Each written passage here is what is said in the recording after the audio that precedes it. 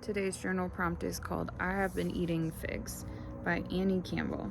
I have been eating figs every day. The season has been extended by Whole Foods and Trader Joe's, and I try to buy enough for a couple of days at a time. They are delicious. My husband has been mystified by this, and I try to explain how good, how sweet, how satisfying they are. He bites into a fig and shrugs.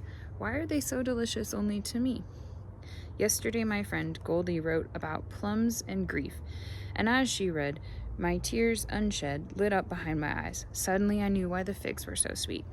There was a house in Jericho at the foot of the Mount of Temptation.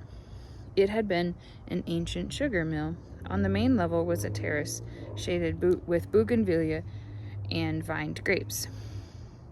The veranda stood above terraced orange groves and date palms and had a view of the Jordan River and the Moab hills beyond. It was small and open in the courtyard. Stone steps wound up to the roof level where there was an old spring-fed pool. Weekend House seems too grand a name for such a primitive spot, but that is what it was for us. The water in the pool was cool and black. Once we went to the house in the middle of the week and shepherds were bathing their sheep in the pool. This partly explained the dark, murky water. It didn't stop us. Into the water we dove, rising to tread water while reaching for the figs from the trees that grew around the pool. There were 6 of us in that water. Only 2 of us are left to tell the story. I read my parents' letters about the war and the fighting and the refugee camps below our house. Yes, I remember all of that, but that is not what I remember when I eat figs. I remember my family, all of us, treading water in a murky pool and reaching up to the branches heavy with fruit. I remember the celebratory call and response.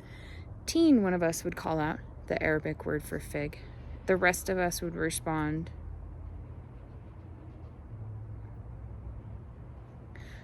Alhamdulillah. This one's difficult. Alhamdulillah. Thanks be to God, I think. This is your prompt.